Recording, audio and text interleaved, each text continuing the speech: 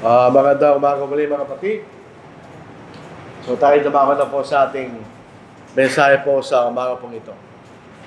Pagka tayo po ay nakakita ng isang pinapanak na bata. So nakita natin may pinapanak na bata, di ba? Maaari natin itanong, bakit siya pinanganak? Bakit siya lumabas, di ba? Nasisiya lang tayo na may pinanganak. Pwede mo natin tinatanong sa ating sarili, bakit siya pinanganak? Noong dahilan, bakit siya pinanganak? Kaya hindi po tayo mga kapatid ng isang katanungan na maaari nating isipin, bakit tayo nandito? Sa isang kaisipan na maaaring hindi pwedeng hindi dumaan sa ating pagiging tao. Bakit tayo nandito? Meron pong isang programa sa National Geographic, ano po? Sabi niya, why are we here? Yun daw ay tanong na hindi na masagot. Bakit tayo nandito ngayon? Isipin natin, bakit ka nandito? Anong dahilan ba't nandito ka? Ano ang dahilan? Bakit tayo umihirap? Di ba? Yun ay isang magandang tanong. So naisip ko po, isang magandang paksa ng isang na dapat pag-aralan. Why are we here? Bakit tayo nandito? Anong dahilan ng ating buhay? Ba't nandito tayo? Kasi pagdating ng araw, pag kayo malapit ng mamatay, tatanungin mo rin yan. Bakit ako nandito? Anong kahalagahan ng mga bagay? Bakit ako nandito? Yun ba? So itong tanong na ito ay mahirap sagutin. Kung tayo po ay inaalis natin ng Diyos sa larawan. Maraming paraan ang mga tao na inaalis ng Diyos sa katanungan na ito. May apat na tanong, ano po? Sino ako? Who am I? At saan tayo nanggaling? Pangatlo, bakit tayo nandito? Saan tayo pupunta? Ito yung mga tanong na mahalaga sa atin bilang mga tao. Saan dito tayo? Nakita na tayo ng mga tao na mamatay, pinapanganak. So, saan tayo pupunta? Pagka namatay tayo. Bakit tayo nandito? Di ba? Ito yung mga tanong. Pero alam po ba yung mga kapatid na hindi madaling sagutin mga tanong na ito? May mga matatalinong mga tao na pilit na sinasagot ng mga tanong na ito. Pero di lang masagot. Meron silang mga bagay na di lang masasagot. Limbawa, yung mga tinatawag natin mga matatalinong mga tao, yung mga scientists kanya. Pag tinatanong, sino ako kanya? Ang sasagutin lang nila, ikaw ay katawan na may buhay kanya. Yun lang sasagot nila. Ikaw ang pinakamataas na anyo ng mga hayop. Sa mga scientists, ang tao ay isang hayop. Siya lang ang pinakamataas na uri ng hayop. Pero siya isang hayop. Tayo kabilang sa kaharian ng mga hayop. Kanya. Di ba doon tayo sa mga scientists? Yan ang sagot nila. So, inaalin tulad tayo sa mga hayop. Na ang mga hayop po, mga kapatid, sila yung material ng mga nilalang. In other words, pag namatay sila, wala na. Hindi natin sila katulad. Pero sa mga scientists, ganun tayo. Bakit? Ang paningin nila sa tao, siya ay purely material. Sabihin nyo, wala nang higit pa doon sa material. Dito po sa isang nagsulat, ang pangalan Stephen Jonathan Ramosberg, siguro German to. Ang sabi niya, the scientific view of man considers the human condition in all its purely material phenomena. Kanya. So tayo, material na mga nilalang lang, katulad ng mga hayop. Kanya. Yun ang sagot nila. So ibang mga bagay, hindi nila sinasama doon. Mamaya makikita natin sa ating pag-aaral na ang tao, hindi lang siya material na nilalang. Higit pa siya doon. At hindi tayo hayop. Yan po yung maling kaisipan kung tayo Kristiyano na tinuturo natin sarili ng mga hayop. Hindi tayo hayop. So yun nasagot nila. Hanggang doon lang sila. Bakit? Kasi siyempre, ang mga scientists po, kayo lang pinaniniwalaan ay yung mga bagay na nakikita nila. Yung mga bagay na hahawakan nila, yung mga bagay na narinig nila, yun lang. Pag hindi nila nakikita, hindi nila nararamdaman, dito tungo sa kanila yan. Yun ang makikita natin sa mga scientists. Ano po? Saan tayo nanggaling? Kanya. Hindi nila masagot ng matino. Ang kasagutan ng mga scientists sa pamamagitan ng isang aksidente na tinatawag ng Big Bang. Kanya. Bang. Ito po sa simpleng salita, ito po yung theory dahil hanggang ngayon pinapatunayan pa rin ng mga scientists that the universe was created billions of years ago as a result of a giant explosion. Ganyan. So sa mga scientists, ang mga buhay, ang simula ng buhay, lahat ng mga nakikita natin, ito yung nanggaling sa isang malaking pagsabog. Ganyan. So sabi nila, ang lupa, earth, pati yung sun, lahat ng mga yan, kanya, nanggaling sila sa isang malaking explosion. Tapos nagkaroon ng kaisa, sabi nila. Pero ang makikita natin, sa theory na yon, ito po ay isang paraan para ma-explain nila yung paano. Paano tayo napunta rito? O paano pag tinatanong nila, paano nagsimula ang lahat? It's Big Bang kanina. Meron na laking explosion, tapos nagkaroon ng iba-ibang bahagi, tapos sila lumamig. At yun, naging planeta, mga bituin, at yun nagsimula yung pinakaunang bahagi ng buhay kanina. Pero pasinin natin, ito yung lumalabag sa isang universal na kautosan. Ano yung dahilan? Bakit nangyari yun? Sabi, bigla lang nagkaroon ng sabog. Sino nagpasabog? Hindi rin masagot nila yun. Sige, for the sake of argument, nung sumabog, lumabas lahat. Sino yung nagpasabog? Pagka yung kalat na ito, mga kapatid, ito ang kalat na ito. Hindi mo siya ginagalaw, hindi gagalaw yan. Ang epekto, pagka ginalaw mo yan, hinawakan mo siya, gagalaw siya, di ba? So, for every effect, there is a cause, ganyan. So, ano yung cause? Ba't siya sumabog? Hindi rin lang masagot. Kung paano nangyari yung dakilang pagsabog na yun. Yan lang sagot nila ganyan. But it's a theory. Dahil di nila mapatunayan yan. Alam niyo bakit sila gumagastos ng bilyon-bilyon dolyar para makarating sa ibang planeta at sa ibang mga lugar? Para makita lang nila kung paano nagsimula ang lahat ng mga bagay. Pero kahit mamatay na sila, hindi pa rin nila mapagawa yun. So yun lang sagot nila, bakit saan tayo nanggaling? Doon sa malaking pagsabog na yun. So why am I here? Pasinin niya sa mga scientists, tayo material na nila lang. Anong dahilan? Ba't nandito ka kanila? Walang tunay na dahilan ng buhay. Kasi kung tayo material na nila lang, katulad lang tayo ng hayop. Tayo mabubuhay, tayo mamamatay. Period. Wala na. Di ba? So, kailang sinasabi, ang dahilan tayo mabuhay para maghanap tayo ng kasiyahan at maiwasan natin ang sakit kanya o baka problema natin na naman. Yun ang sinasabi nila. Dahil ang tao po'y material nila lang. Wala rin sagot, di ba? Pinakahuli na sagot tanong. Saan tayo pupunta? Isipin nyo, kung tayo po ay material na bagay lang, babalik tayo sa material na pinagsimulan natin. So, ang isang bahagi na lalamlang nila, tayo nanggaling sa alabog. Sa alabog tayo babalik, yun lang alam nila. Dahil lang nakikita nila, di ba? So, ibig sabihin, dahil ang tingin nila sa tao, ito yung isang material phenomenon, pag namatay ka, mawawala ka lang. So, yun ang sinasabi nila sa atin. Ang tawag po dito ay materialist. Ito yung kaisipan, ba't tayo lang dito? Tayo isang material na nilalang lang. So, ang problema ng mga scientists, pwede nilang explain yung paraan, pero hindi nila masagot yung bakit. Ba't kayo pinanganak? Hindi ko alam. Ba't nandito ka? Ewan ko.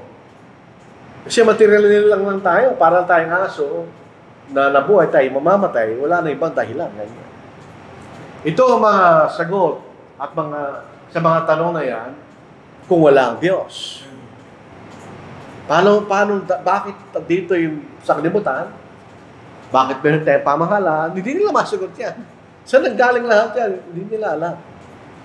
Dahil ang kailang natutuhalan sa kanila ay mga bagay na nakikita nila at pwede nilang ulitin para magkaroon sila ng kaisipan kung ano yung totoo. Pero sa mga bagay hindi nila nakikita, hindi nila mapatunayan kung totoo yun o hindi.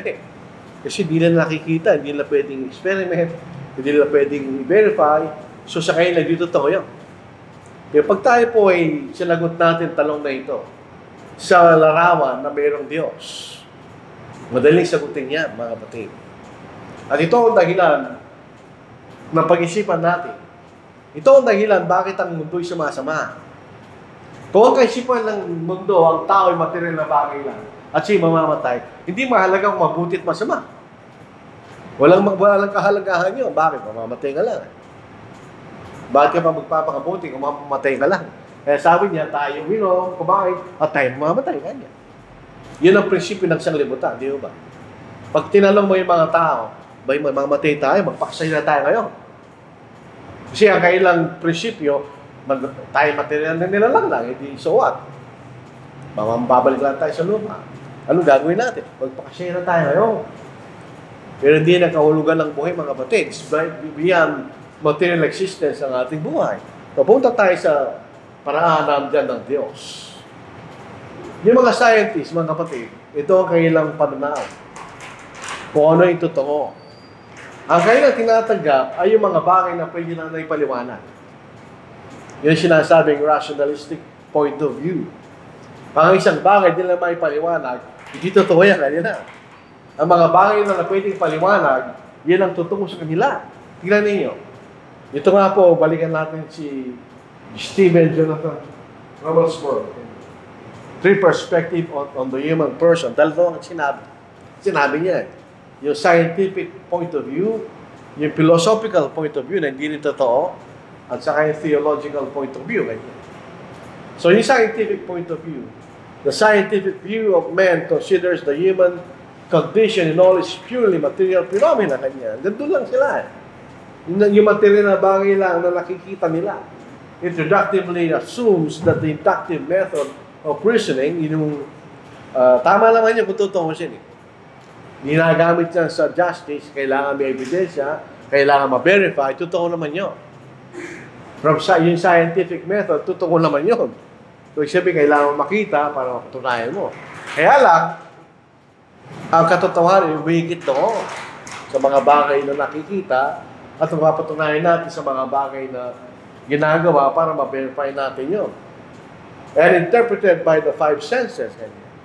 Nakita mo, narinig mo, nawakan, etc. Constitutes the best way of knowing real things. So, pag hindi mo nakita, hindi mo nahawakan, hindi totoo sa kanila yun. Kaya hindi mo mabe-verify kung totoo yan, kanya. Pag tinanong mo kung meron tayong spirit, hindi nila masasagot yun. Kahit ang pinomeno ng kaisipan, hindi nila masasagot yun. Ang ating makikita natin mamaya, na ang kaisipan at ang utak, hindi sila pareho. Hindi sila pareho, mga kapatid. Hindi nila may paliwanag yung kaisipan. Naipapaniwanag nila yung utak dahil nakikita nila yon. Pero yung kaisipan, hindi nila may paliwanag yun. At yung ating mga damdamin, hindi rin naman papaliwanag yun. Right? Kung ito'y bagay na nagpapatunay sa mga material na bagay, walang problema yan. Pero pag huminto tayo dyan, yun ang problema. Dahil may mga bagay na hindi material na pwedeng patunayan sa pamamagitan ng material na paraan. Kaya hindi sila naniniwala sa Diyos. Dahil hindi nila nakikita ang Diyos, hindi nila nahawakan, so hindi sila naniniwala. Majority po ng mga scientists ay mga atheist. Kakaunti lang ang mga scientists na naniniwala sa Diyos. Kasi hindi nila nakikita eh. Yung kailang mga paningin, ang katotohanan lang ay yung mga bagay na material na makikita natin at mabe-verify, mabe-confirm natin, pero yung mga bagay na hindi totoo yan kanila. O, tuloy punta natin sa ating tamang pananaw ng mga bagay na. Kung titignan na sa Biblia, hindi tayo magtataka kasi ganoon din ang paningin ng mga tao noong unang panahon. Yung mga Grego, yung mga Greeks, karamihan po ng mga philosophers na nagsimula, yung mga Grego. Matumbising, marunong ng mga tao yan. Tingnan po niyo ito. Ito rin ang parehong pananaw ng mga naunang mga tao sa mga bagay-bagay. Ang kanilang tinatanggap ay mga bagay na pwede lang may paliwanag. Pag hindi na may papaliwanag, hindi na tatanggapin. Dito po sa 1 Corinthians chapter 1, verse 22 to verse 23. Sapagkat ang mga Hudyo ay humihingi ng mga tanda, at ang mga Grego ay umahanap ng karunungan. Kanya. Para na paniwala ng Ebanghelyo kanya, kailangan may paliwanag nila sa kailang karunungan kanya. Subalit pinapakanan namin ng Kristo na ipinako sa krus. Dahil sa katitisuran sa mga Hudyo at kahangalan sa mga Hintil, bakit? Di lang may paliwanag. Bakit kailangan mamatay sa krus yung tao niya para tayo iligtas? Anong rational behind that kanya? Di na may paliwanag. So, di na tatanggapin. So, ganun din ang pananaw ng mga tao noon, ganun pa rin ang pananaw ng mga tao ngayon. Sapagkat di sila naniniwala sa Diyos. Yung mga Hintil, di sila naniniwala sa Diyos. O yung mga Hudyo, naniniwala sila, kaya naghahanap sila ng mga tanda. Eventually, hindi na sila naniniwala. Kasi naghahanap din sila ng material na tanda para paniwalaan ng mga bagay na tinuturo ng ating Panginoon. So, hindi nagbago ang kaisipan ng mga tao. Hindi nakapagtataka, ganitong kaisipan ng mga tao ngayon, ganun ang kaisipan ng mga tao noon. Sabihin ng mga tao, hindi nagbabago. Hindi sila naniniwala sa Diyos. Ginawa po natin. Pagka ito'y tinanong natin sa punto de vista ng katotohanan, ang sinasabi ng Biblia sa John 17:17, ang salita mo'y katotohanan. Baka manalin mo sila sa katotohanan, ang salita mo'y katotohanan. Ang salita mo sa katotohanan niya. Pag tinanong natin yan, sino ka kanya? Makikita natin ang Diyos, ang tao, ayon sa sinasabi ng Diyos, hindi lang sa material na nilala. Katulad ng mga hayop. Yung mga hayop, sila po ay gumagalaw sa pamagitan ng instinct. Kapag ka ang leon, kinain niya yung isang hayop, ay di siya naaawa. Wala siya damdamin doon. Kailangan kung kanyang mabuhay, so kakainin kita. Yun ay governed by instinct. Hindi natin ginagawa ng mga tinong tao yan. Ang tao ay may kaisipan. Imagine po nyo ang kaisipan. Ikaw ay nag-iisip. Ikaw ay nakapagbibigay ng paliwanag. At ikaw ay nagagawang desisyon. Yung ginagawa mo, makikita mo. Yung libro ito, nakita mo. Totoo yan. Pero yung gawa niyan, hindi mo nakita. Yung kaisipan na nagsulat ng libro, hindi mo nakita yun. So yung tinatanggap lang nilang totoo yung libro. Pero yung kaisipan, hindi na may paliwanag. Ang tao po may kaisipan. So ito ay isang bagay na nagpapaiba sa atin sa lahat ng nilalang ng Diyos. Hindi ka yung Biblia. Dito po sa Filipos chapter 4 verse 7. At ang kapayapaan ng Diyos na hindi maabot ng pag-iisip. Ganyan. So tingnan nyo ang sinasabi ni Pablo sa mga tao noon. Sa normal na kaisipan ng tao, hindi lang maintindihan yung kanya. At ang mag-iingat ng inyong mga puso at mga pag-iisip kay Kristo Jesus. So meron tayong pag-iisip. Ang pag-iisip ay hindi material na bagay. Hindi mo nakikita yun eh. Hindi mo rin nahawakan. Hindi mo rin mararamdaman. Sa Romans chapter 12 verse 2, huwag niyong tularan ang sanglibutang ito, kundi mag-iba kayo sa pamagitan ng pagbabago ng inyong pag-iisip ninyo, upang mapatunayan niyo kung alin ang mabuti, kasiyasiya at lubos na kalooban ng Diyos.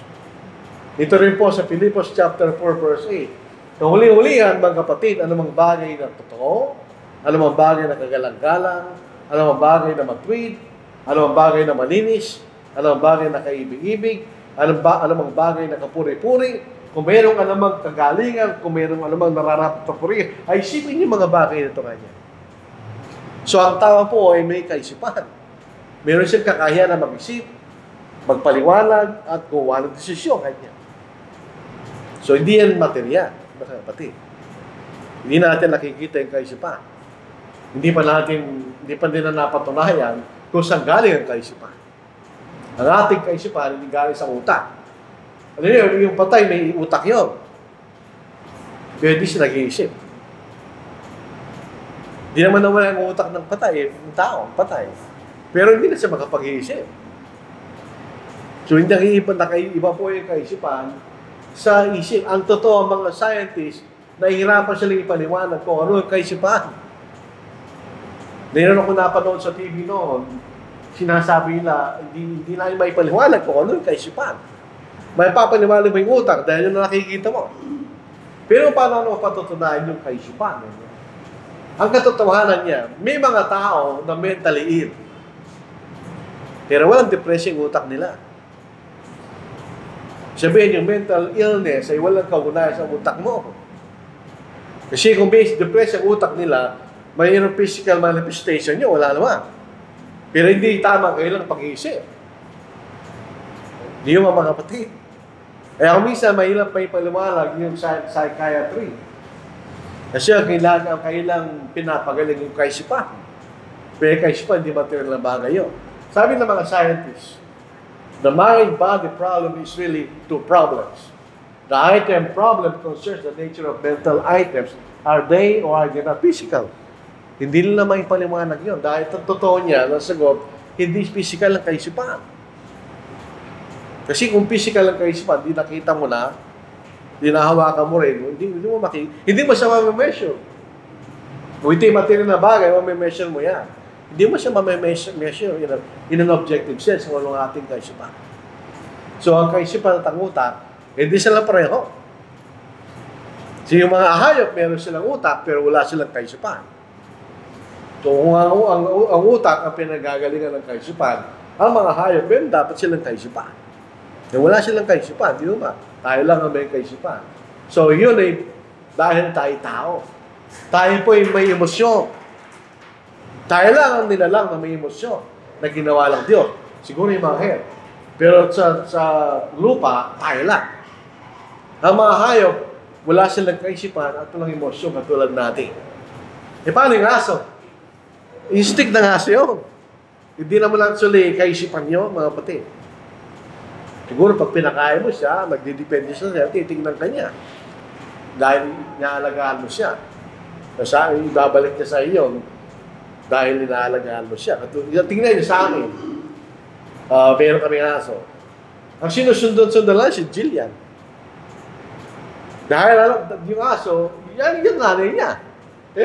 Kami, hindi kami niya sinusundan. Si Jillian lang. Sa matutulog, gusto pupunta. Yan ang instinct ng mga hayop. Wala silang kaisipan. Wala rin silang emosyon. Pero tayo meron silang emosyon, mga kapatid. Dito po sa Matthew chapter 22, verse 37, at sinabi sa kanya, ibigin mo ang Panginoon, ng Diyos, ng buong puso mo, at ng buong kaluluwa mo, at ng buong pag-iisip mo. Ito ang dakila at unang utos. At ang pangalawa ay katulad nito, ibigin mo ang kapwa, na gaya ng sarili. Sa dalang utos na ito, nakasalig ang buong kautusan at ng mga propeta. Hindi rin may paliwanag sa material na paraan, bakit tayo nagmamahal? Hindi mo maipapaliwanag yun sa material na paraan. Sa Ephesians chapter 4, verse 2, magalit kayo, ngunit huwag magkasala. Huwag ayaw lubugan ng araw ang inyong galit at huwag bigyan ng pagkakataon ng Diablo. Sa Tiago chapter 1, verse 2, mga kapatid ko, ituloy inyong buong kagalakan kapag kayo nakaharap sa sarili-sarili pagsubok kayo. Tayo nakakaranas ng kagalakan. Sa 1 John chapter 2, verse 15, huwag niyong ibigin ng sanglibutan, di ang mga bagay na nasa sanglibutan. Ang pag-ibig ng Ama, wala sa sino mang umiibig ng sanglibutan. So, meron tayong emosyon. Naalala po natin yung mayaman na namatay, meron pa ako 5 kapatid. So, kung sa Lazarus sa kanila, para silang mapunta dito sa lugar na ito ngayon. Yun ay emosyon, mga kapatid. Tayo lang ang may gano'n. Yung lahat ng nilalang ng Diyos ay walang gano'n. Tayo lang gano'n. So, hindi tayo pure na material na bagay. Tayo po, saan tayo nanggaling? Tayo nanggaling sa Diyos. Nilalang tayo ng Diyos. Tayo naman.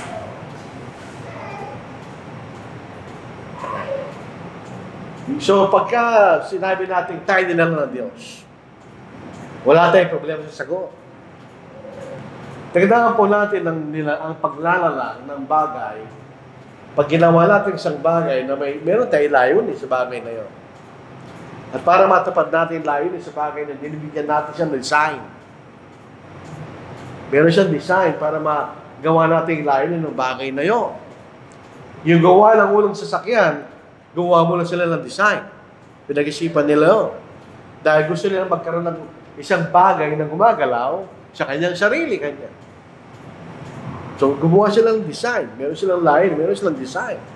Pag may gumawa, gano'n. Tingnan niyo ang design natin. Sa Genesis chapter 1, verse 26. Sinabi ng Diyos, lalangin natin ang tao sa ating larawan ayon sa ating wangis. At magkaroon sila ng pamamahala sa mga isda sa dagat, sa mga ibon sa ipapawid, sa mga hayop sa paglupa, at sa bawat gumagapang sa ibabaw ng lupa. Kanya. Tayo yung pangunahin. Tayo yung Diyos ng sanglibutan. Actually, tayo nagpapagalaw. So tayo nilalang na katulad ng Diyos. So hindi tayo hayop. Hindi nila lang ang hayop sa larawan at wangis ng Diyos. Tayo lang yung gano'n. So hindi natin dapat sabihin tayo hayop. Tayo tao. Tayo nilalang sa larawan ng Diyos. So galing tayo sa Diyos. Inayos tayo ng Diyos ayon sa kanyang layunin. So meron tayong design. Paano tayo ginawa ng Diyos? Sa Psalm chapter 139 verse 1, we are fearfully and wonderfully made. So magandang pagkagawa sa atin ng Diyos. Dito po sa Tagalog, ako'y magpapasalamat sa iyo sapagkat ang pagkagawa sa akin ay kakilakilabot at kamangha-mangha kanya. Ang iyong manggawa ay kahanga-hanga at yun ay nalalaman mabuti ng aking kaluluwa kanya. So, sabihin, ito'y tao nagsasalita, maaari siya tabi. Ako kayo nagpapasalamat sa paraan ng pagkagawa mo sa akin. I am fearfully and wonderfully made. So, sabihin, ito'y mabuti at maayos sa ating pagkagawa. Ayon sa layunin ng Diyos sa ating ganyan. So, may gawa sa atin. At ang gawa sa atin, nagpapakita ng kanyang galing. Kung tayo po inagawa na napakaganda nga niya, kahit sino, paano yung gawa? Yung magaling, gawa ang Diyos.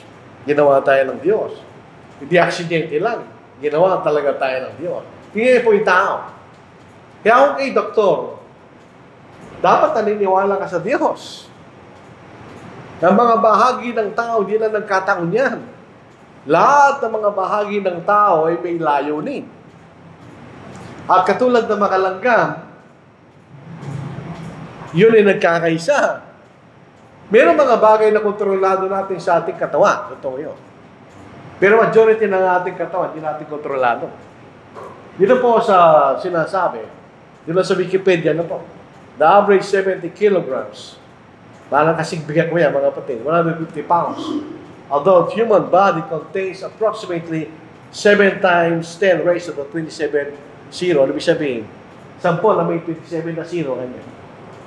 Ganun karami ng atoms ng tao. Ganyan. And contains at least detectable traces of 60 chemical elements. About 29 of those elements are thought to play an active, positive role in life and health in humans. Imagine po niyo gano'ng karaming atoms na bumubuo sa ating katawan. 7 times 10 raised to the 27 power. So may 27 na zero yun. Tapos, merong 11 organ system sa katawan ng tao. Yung ating balat, yun po yung integumentary system. Yung ating buto, yung ating mga muscle, yung ating kaisipan, o yung nervous system, yung ating utak. Yung cardiovascular, yung puso at mga ugat. Lymphatic, yun po yung nagbibigay ng depensa laban sa sakit. Respiratory, yung ating pag-ingat. Digest, yung pagtulog sa tiyan, yung urinary, yung ihi. Endocrine, yung mga enzymes. At yung reproductive system, pagpaparami. Labing isa yan eh. Pero lahat ng mga ito yung nagkakasama consistently and regularly para tayo mabuhay sa mundong ito. Ito'y totoo sa lahat ng tao. So, hindi ito random na totoo sa isa, hindi totoo sa iba.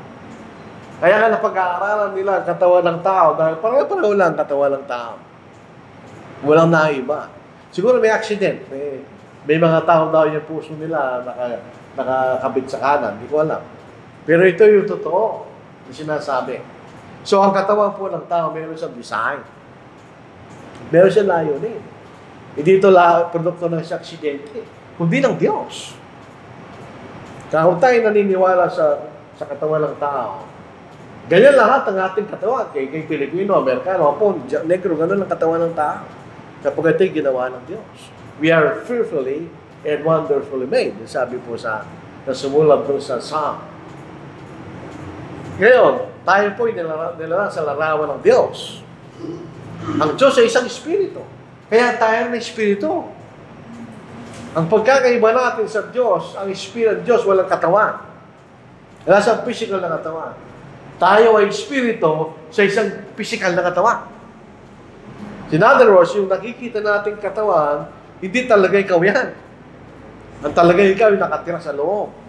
Dito po sa Zechariah, chapter 12, verse 1. Ang salita ng Panginoon laban sa Israel. Ganito, sabi ng Panginoon na naglatag ng langit at nagtatag ng lupa at lumikha ng espiritu ng tao sa loob niya. Ganyan. So kung tayo po ay, ako, 61 years old na ako. Pero ang tingin mo, yung nakikita mo, ikaw'y nasa loob at nakikita mo yung labas. Yun ang pakiramdam mo bilang tao. Yung nakikita mo, ikaw'y nasa loob, tumiting ka sa labas. So ito lang ang bahay mo kanya, pero yung tao nasa loob. Kung tayo ito po ang dahilan na hindi makipaliwanag ng iba. Hindi lang maintindihan yung espiritu. Ano ba yung nila? Itong espiritu. Ang Diyos ay isang espiritu kanya. Hindi ba? Sa John chapter 4, verse 24, ang Diyos ay isang espiritu. At ang Diyos ay meron siyang kaisipan, meron siyang emosyon, meron siyang kalayaan na pumili. Ang tao rin ay isang espiritu. Katulad ng Diyos. At tayo ay may kaisipan, merong emosyon, merong kalayaan. Di ba? So, hindi may paliwanag hindi ang lahat ng yan, hindi may paliwanag ng tao. Kasi tingin nila sa tao ay isang physical na nilalang lang. Pero sabi po sa chapter 17, verse 29, tayo ay mga anak ng Diyos. We are the offspring of God. So, katulad natin ng Diyos. Kaya hindi po tayo physical na nilalang lang. Ito, meron tayong bagay physical, totoo yun. Pero yung talagang tao ay di siya physical na nilalang. Dahil siya espiritual na nilalang. Noon po ang namamatay na si Apostle Peter. Noong namamatay si Apostle Peter, sa verse 2 Peter chapter 1, verse 14. Yamang aking nalalaman na malapit ng pag-alis na aking tolda, na gaya ng ipinakita sa akin ng Panginoon nating si Jesus Cristo. Ano yung tolda? Anong iiwan niyang tolda? Dito ba may tolda katabi tinitira ni Pedro, iwanan niya? Hindi, sabi niya, pag kanyang kamatayan. Tapos pinakita ng Panginoon sa kanya kung paano siya mamatay. Siya papatayin. Ganyan. So, iwanan ko na aking tolda. Anong iwanan niya? Kanyang katawan.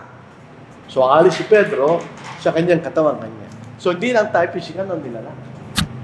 Tayo ay espiritu nakatira sa isang katawan. Nung ang ating Panginoon magkatawang tao, tapos Hebrews chapter 10, ako'y pinaganda mo ng isang katawan. Ganyan. Na siya titira ng ating Panginoon habang sinasa lupa. So ito ang tao. Tayo katulad ng Diyos. Hindi tayo hayop. Hindi lang tayo material ng nilala. Tayo katulad at kawangis ng Diyos. Ngayon, sabi po ni Solomon sa katanungan, bakit tayo nandito? Why are we here? Alam po ba niyo bakit naman marami nag-suicide ng mga tao? Hindi na maintindihan ba't dito sila. Hindi na maintindihan na kayo nagkakalaga, nagpapakamatay sila. Pagka nawawala na yung nakikita nilang kahulugan ng buhay, nagpapakamatay sila. Dahil hindi nila alam bakit sila nandito. Kung bakit alam natin kung bakit tayo nandito, tayo magpapakamatay. Definitely hindi. Ano sabi ni Solomon? Sabi ni Solomon, mere material existence is not the answer. Hindi nang dahilan ba't tayo nandito. Alam po ba niyo, kung ang ating kahulugan ng buhay natin, kung babae ka, ikay mag-asawa, at ikay magkakaanak, at aalagaan mo, anak mo, palalaki mo siya, wala kwenta yung buhay mo. Dahil yun din ang ginawa nung nauna sa'yo kanya. At yun din ang gagawa nung susunod sa'yo. Sabi nga po ni Solomon, that which has been is what will be. That which is done is what will be done. And there is nothing new under the sun. Is there anything of which it may be said, see, this is new? It has already been in ancient times before us. Ang sinasabi ni Solomon dito yung buhay ng tao. Nagmeron ng pagbabago, yung paraan ng pamumuhay nila. Pero yung ginagawa nila pareho lang. Walang pagbabago kanya. Walang bagong bagay as far as man is concerned. Yung masusunod sa atin, pag sila nagkasawa, hindi sila makakanak. Kung sila rin manganak sila, hindi naalagaan yung nila. Ganun din nagagawa nila. So, ang sinabi ni Solomon, ang material existence, hindi yun ang dahilan. Ba't andito tayo kanya? Ginawa po natin, tuloy natin. Sabi pa kanya, ang lahat ng mga bagay ay walang kabuluhan. Kung ang sinasabi natin, why are we here? To enjoy life, kanya, and avoid pain. Hindi yan sagot, sabi ni Solomon. Ano sabi niya? Sa Ecclesiastes chapter 1, ang mga salita ng mangaral, na anak ni David, alis sa Jerusalem, walang kabuluhan na walang kabuluhan, sabi ng mangaral. Walang kabuluhan na walang kabuluhan. Lahat walang kabuluhan, ganyan. Sa isang banda, hindi totoo yan. From material point of view, may kabuluhan. Bakit naman wala? Cellphone, may kabuluhan yan. Pero doon sa sinasabi, bakit tayo nandito kanya? Lahat walang kabuluhan, ganyan. Inulit pa niya sa chapter 12, verse 8. Kung ang ating nandito ay mere material existence kanya, yun ang yung pinag-iisipan. Ang sabi ni Solomon, walang kwenta yan. Ang si Solomon, siya po'y marunong na tao. Siya pinakamarunong na tao daw. Di ba no? Siya'y mayaman, sapagkat siya'y hari. Siya'y makapangyarihan, sapagkat siya'y hari. Ano sabi niya? Lahat walang kabuluhan, ganyan. Isipin po natin sa isang taong ganon at sasabihin niya, lahat walang kabuluhan. Para sabi ni Solomon, lahat na aking ginawa, walang kabuluhan. Hindi mo sinasabi niya ni Solomon. No? So, why are we here? Yung karunungan, kapangyarihan, hindi yan ang kahulugan ng buhay. Yan lahat ng yan walang kabuluhan in the final analysis, sabi ni Solomon. So, bakit tayo nandito? Bakit tayo nilalang ng Diyos? Nilalang tayo ng Diyos na katulad niya para tayo maging banal na katulad niya. Innocent and sinless, at tayo mamumuhay na nakasama niya sa walang hanggan. Yan ang gusto ng Diyos. Bakit tayo nilalang? Kaya nilalang tayo na katulad niya. Para maging makasama niya sa walang hanggan, ang isang nilalang na katulad niya. At binigyan tayo ng reason, binigyan tayo ng lahat ng mga bagay para tayo mamuhay ng maganda sa mundong ito. Then sa Matthew chapter 5, verse 48. Ito ang sabi ng Diyos. Ako, kayo maging sakdal, katulad ko na sakdal kanya. Nilalang tayo na katulad niya. So dapat natin isipin nyo, hindi tayo nilalang na hayop, dahil din ang katulad ng Diyos.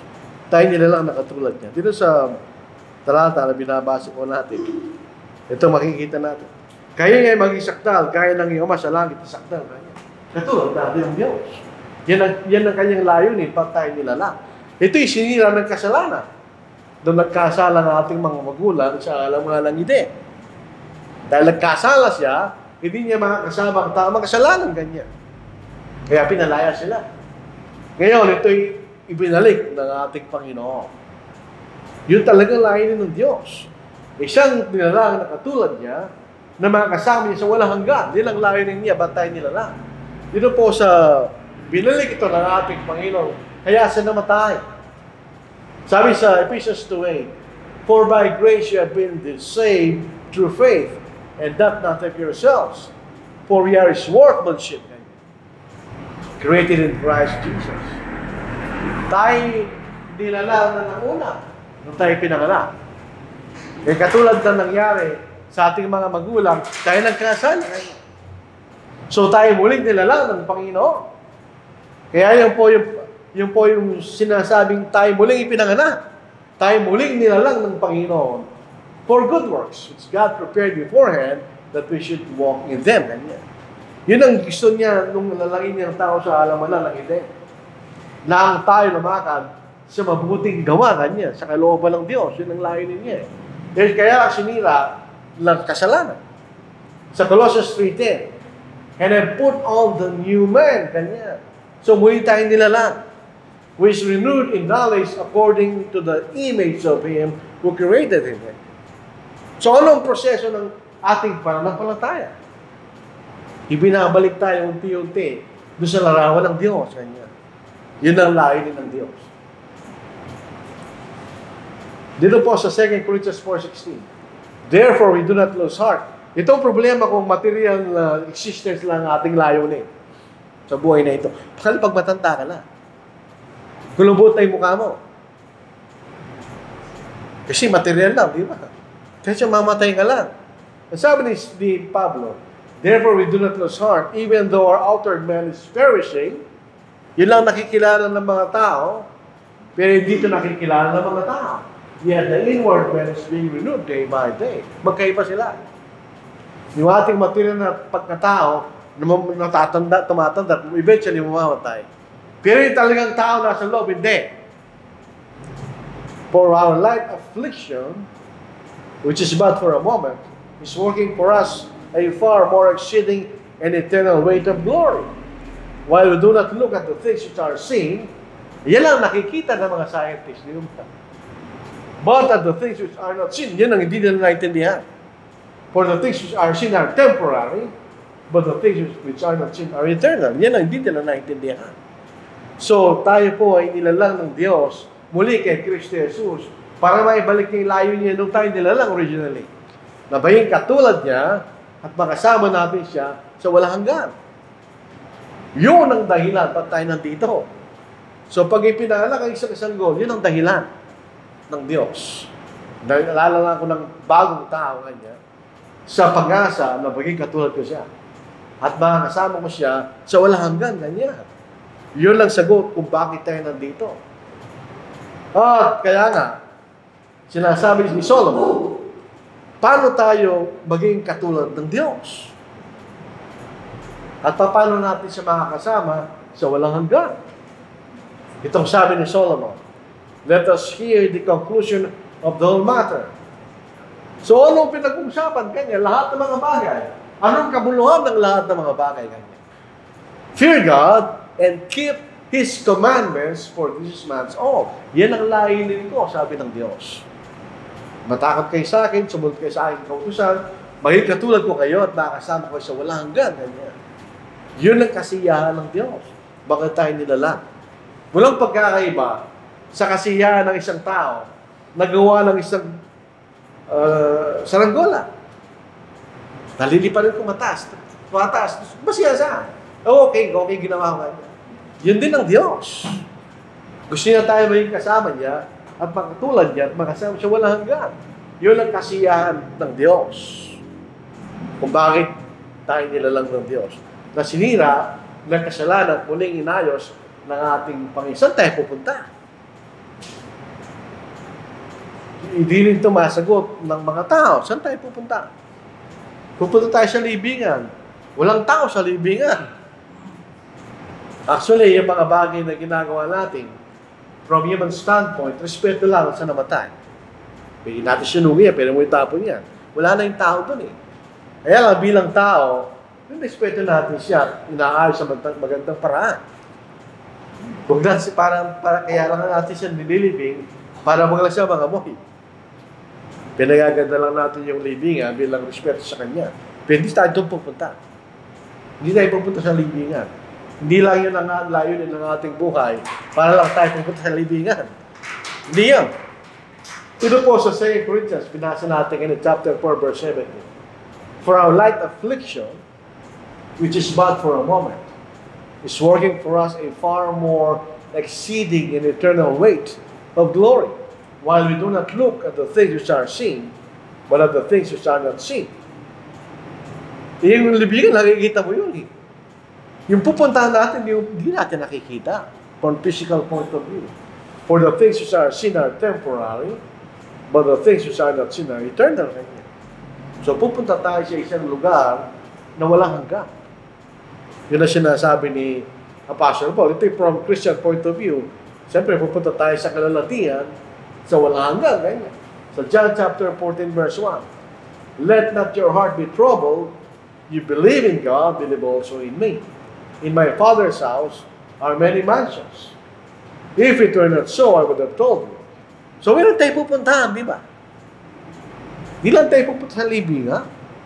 Sabi ni, tuloy natin, if it were not so, I would have told you, I go to prepare a place for you. And if I go and prepare a place for you, I will come again and receive you to myself, that where I am, there you may be also. So tayo pupunta sa tahanan ng ating Ama na sa langit. Makakasama natin siya doon magpakailanman. Yung salitang mansions, sa translation na ito para sa akin, naangkop lang. Sapagkat ang pupunta natin ay sa magandang lugar kung saan nasa ng Diyos. Isipin natin, kung ang ating Diyos ay makapangyarihan sa lahat, bakit siya titira sa isang lugar na mapangit? Nakatira siya sa isang lugar na maganda.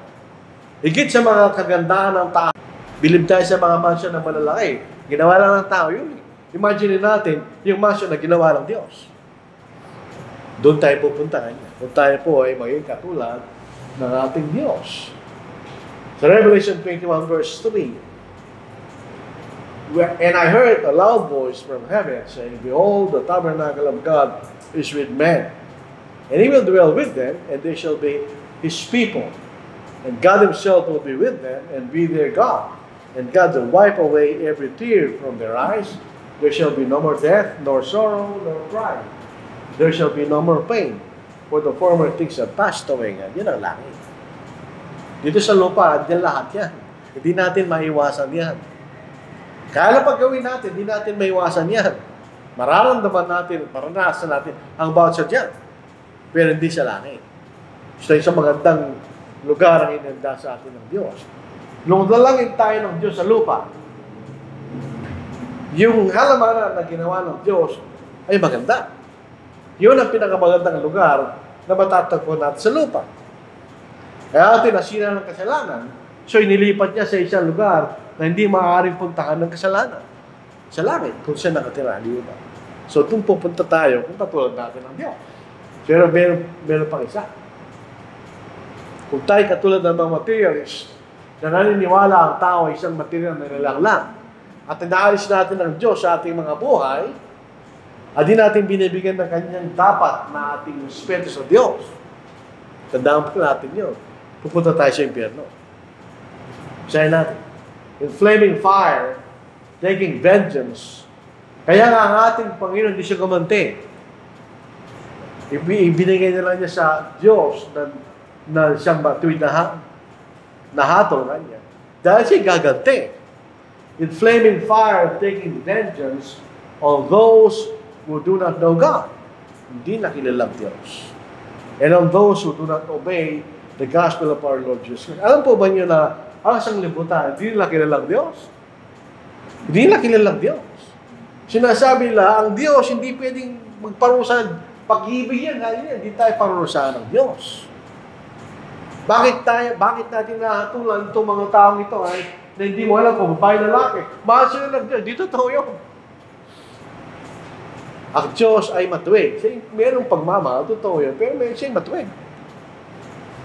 And on those who do not obey the gospel of our Lord Jesus Christ, they shall be punished with everlasting destruction from the presence of the Lord and from the glory of His power. So din ang ating pupuntahan, dalawa lang. Pupunta tayo sa langit o pupunta tayo sa impyerno. Pero kung wala ang Diyos sa ating kaisipan, ang sasabihin lang tayo, pupunta ka sa lupa, kanila. Kaya gano'n lang, ginagawa lang tao. Hindi talaga sila naniniwala sa Diyos, actually.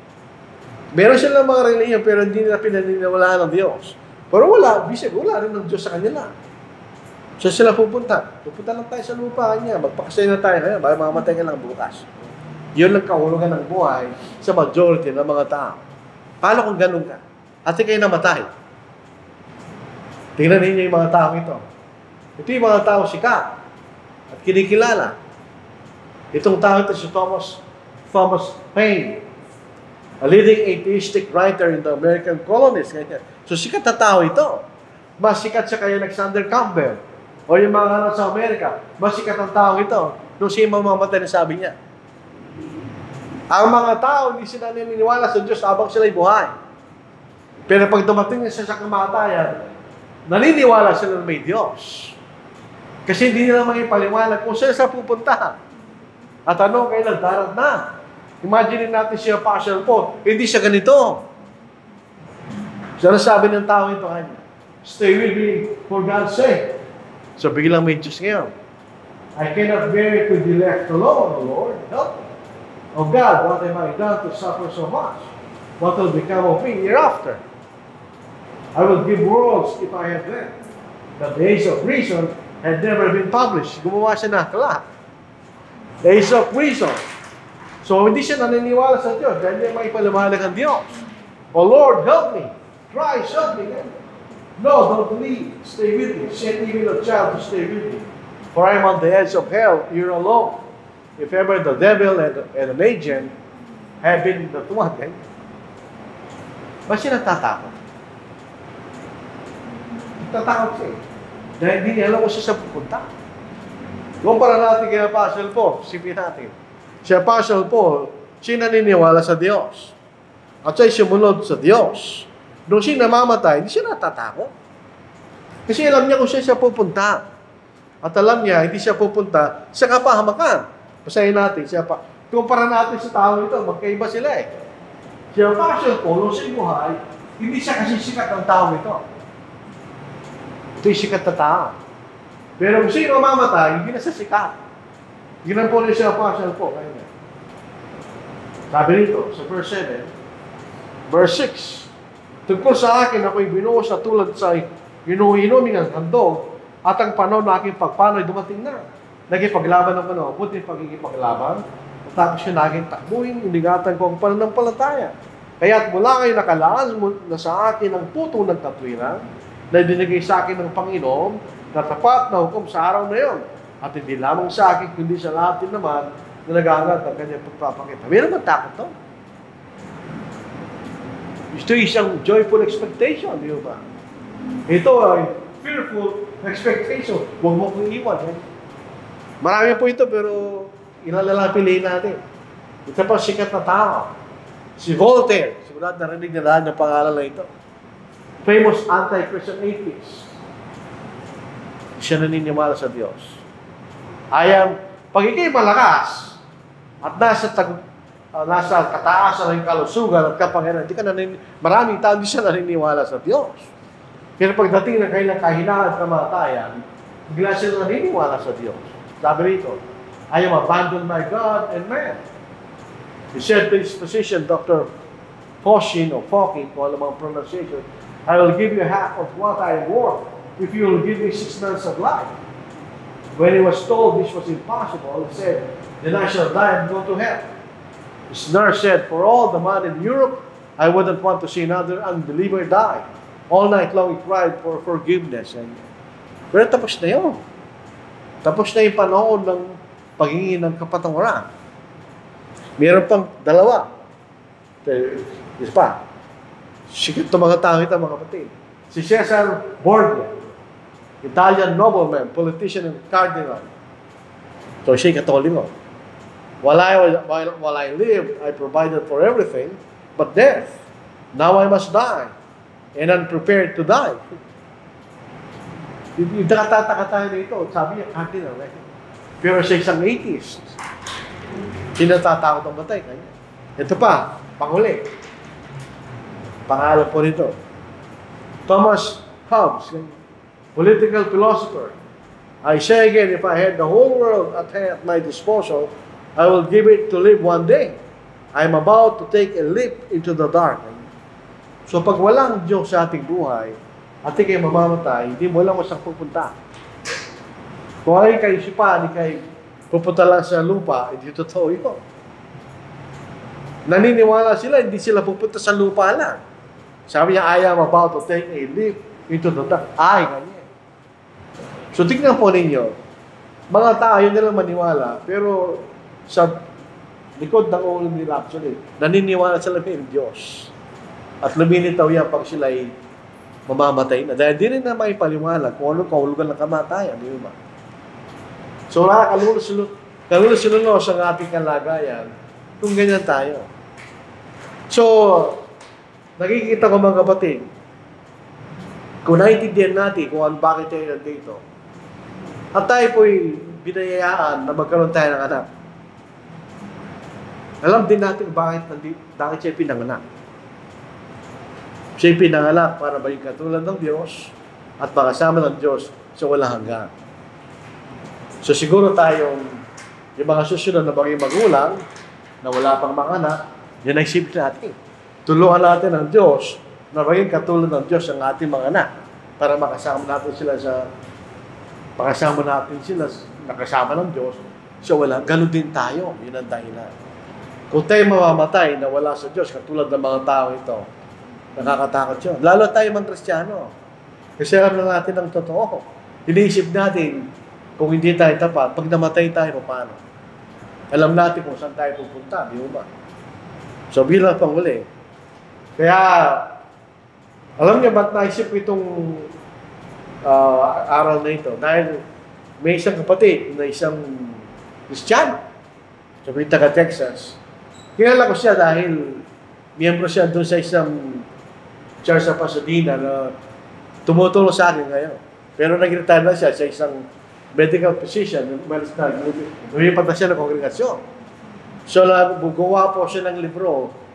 Naalala po natin yung purpose-driven life na ginawa lang isang born again. Itong kapatid nito kanya, purpose-driven God. Ganyan. Sabihin, may layunin ng Diyos sa lahat ng mga bagay na kanyang ginawa, pati sa paglalalang sa atin. Ganyan. Sabi niya, ang mga tao, kaya lang sagutin yung papaano, kaya lang sagutin nyo. Pero hindi na pwede sagutin yung bakit. Ganyan. Pero ang Diyos, sinasabi niya sa atin yung bakit. Bakit tayo nandito? Dahil gusto ng Diyos na maging katulad natin siya at makasama natin siya sa langit magpakailanman. Yun ang kasiyahan ng Diyos. Sa buting isipin po natin. Bilang pangulit sa ating conclusion, mga kapatid, kailangan tayo magpakababa sa harapan ng Diyos. At sumunod tayo sa Kanya. At huwag tayo maging marunong sa ating sariling mga kaisipan lang. Limitado lang po ang ating kaisipan. Sinasabi po yun sa Romans chapter 12, verse 16. Yan. Makisama tayo sa mga mapagkumbaba. At huwag tayo maging pagtas sa ating sariling mga kahaka. Sa 1 Corinthians chapter 1, verse 20, yung mga pinakamarunong na tao, hindi nila kaya sagutin ang pinakamahalagang tanong. Paano naliligtas ang kailang kaluluwa? Dito sa sabi ni Pablo, nasaan ang marunong? Nasaan ang eskriba? Nasaan ang bihasang magipagtalang panahong ito? Hindi ba't ginawa ng Diyos na kahangalan at karunungan ng sakalibutan? Tingnan yung kahangalan ng mga taong hindi naniniwala sa Diyos. Sabi ng sumulat sa Abi, fool says to his heart, there is no God. Pag hindi naniniwala sa Diyos, ikay isang mangmang. Ang kahulugan ng buhay po lahat sa mundo, ay matakot tayo sa Diyos, sumunod sa Kanyang kautusan, para makasama natin ang Diyos sa walang hanggan. Yan ang layunin ng buhay natin sa mundong ito. Kaya nga pinapalitan ng Diyos ang ating pagkatao ayon sa Kanyang kalooban para maging katulad natin siya at makasama natin siya sa langit. At ang pamumuhay sa material na pamumuhay lang ay walang kabuluhan. Walang kabuluhan yun. Mawawala lang at lahat yun. At ito ang kahulugan ng buhay ng kahulugan ng sanglibutan sa buhay kanya. If in the manner of men I have fought with beasts at Ephesus, what advantage is it to me if the dead do not rise? Let us eat and drink, for tomorrow we die. Yun lang, kahulugan mo pag gano'n nag-iisip ka sa paraan kanya ng mga tao. So ito po ang ating mensahe sa mga pang ito. Maraming salamat sa inyong pakikinig. Tandaan natin, yun ang layunin natin. Maging katulad ng Diyos para makasama natin siya sa walang hanggan sa langit. Yun ang ating layunin. So, ilagay natin ang ating perspective sa ganung paraan. So, bigay natin muli kay Brother Raul ang ating ang panguna po sa pagpapawi.